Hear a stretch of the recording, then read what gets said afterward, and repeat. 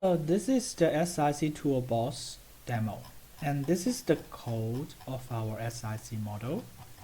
And we can find that finally we will output a DBF table, and then we can find all SIC value in that table.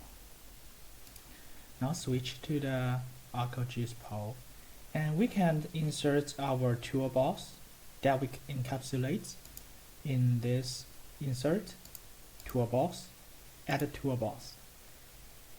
And then we can find our SIC model and then click OK and add it into our toolbox. And then we can search our SIC model. In here, we should input the path of our output path and GDB geodatabase name.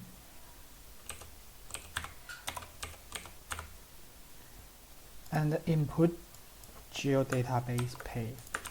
So here we set it as same as the output geodatabase. And then this row we should input the network dataset name.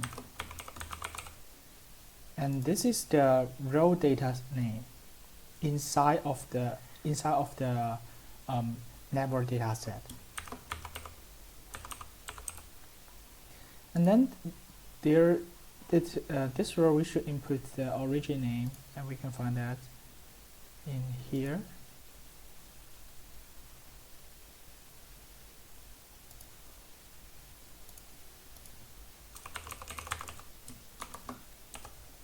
And the destination name.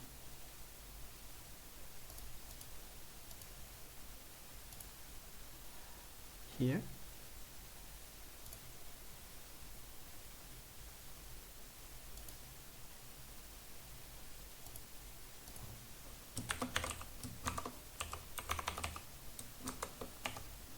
And then finally, we should input the cutoff distance, and we input 400 here.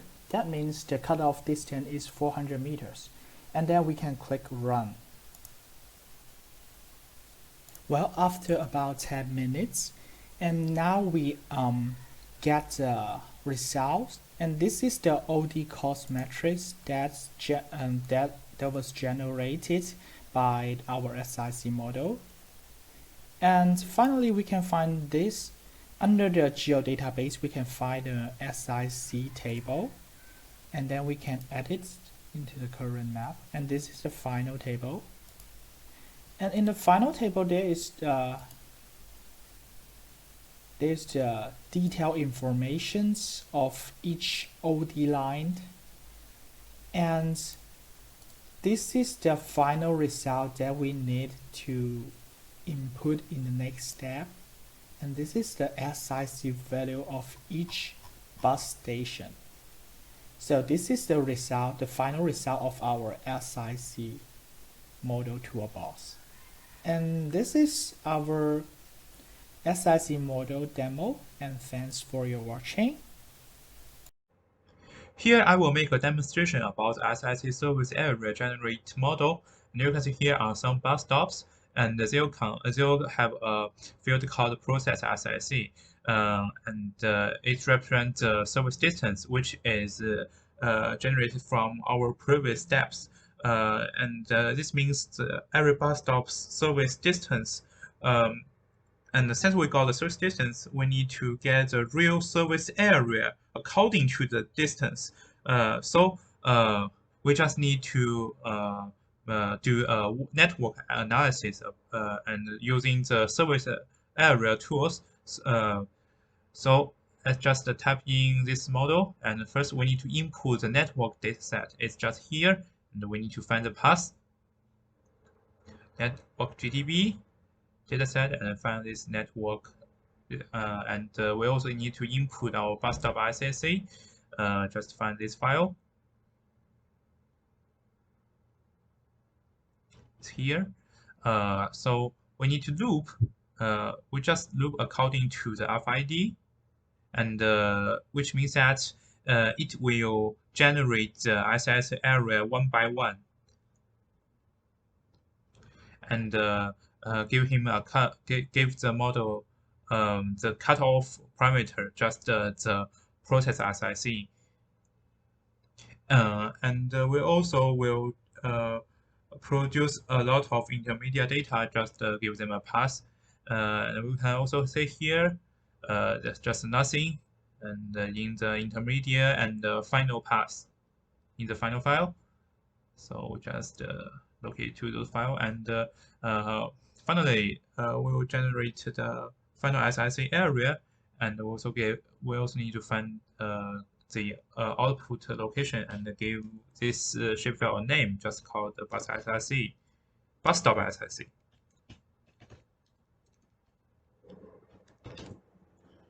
Okay, and just tap run and waiting for the result, waiting for the outcome. In our project, we need to generate all the bus stops SIC service area on Singapore land, and Singapore land has more than 5,000 bus stops altogether. It's really a time-consuming job. Now all the bus stops SIC area have been generated. We can see that some SIC area is quite small, some is quite big, represents that each bus stop has different service capability. Here I will demonstrate the bus stop SIC to bus line SIC model. We have already got every bus stop's service area for Singapore, and now we need to convert the bus stop's service area to the bus line service area. And this is the original data, and each feature represents one bus stop service area, and it also contains how many routes will pass this bus stop. And we also need an Excel. Just this Excel as a judgment factor, and this table record all the bus lines in Singapore. As for our model, we just need to put in this Excel, find the way, just type in the sheet, and we also need to input the bus stop SIC shapefile. For the output data, we need to give this model an intermediate file and the final file. You have seen that there's nothing here right now. Just locate it to this file and give the name of the final file, just called the bus line SIC. Just tap save and click run, and we can just wait for the result.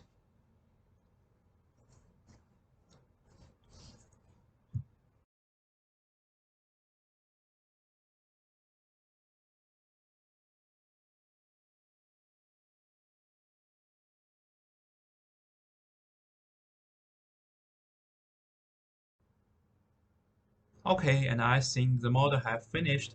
We have already generated bus stop SIC to bus line SIC.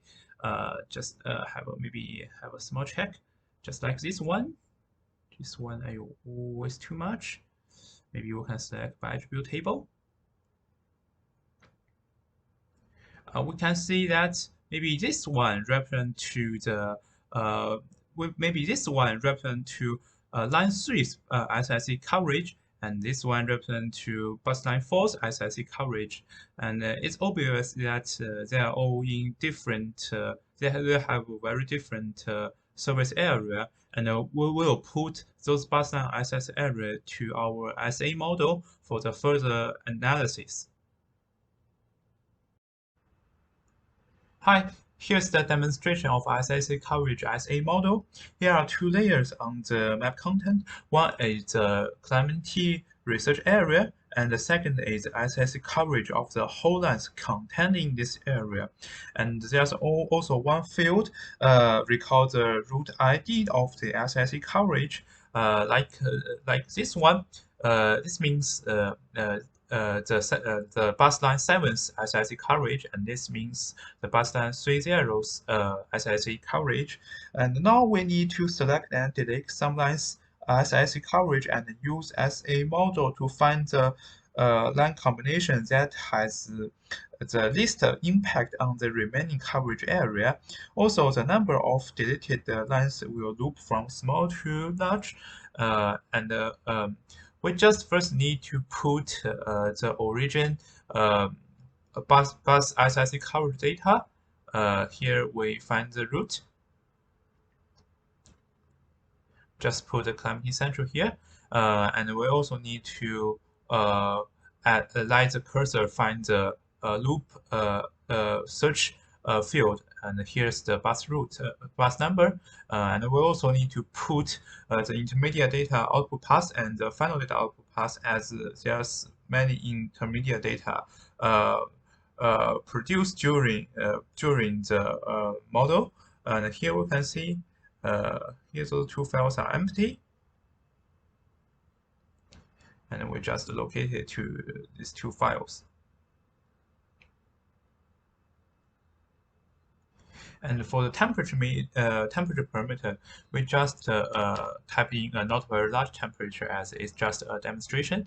If we took a very large temperature like this one, it's really a very time-consuming job. And remove the bus threshold. Let's just start from 2 threshold to 15 threshold.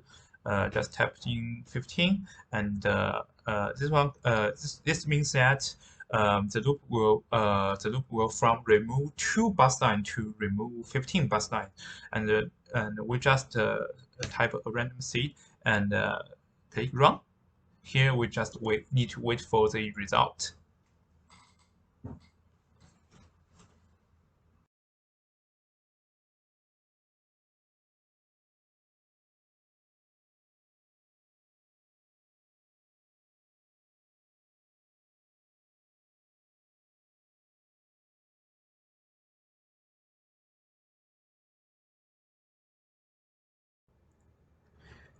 Okay, I think the model has already finished. Now let's just refresh the document and check what has newly generated.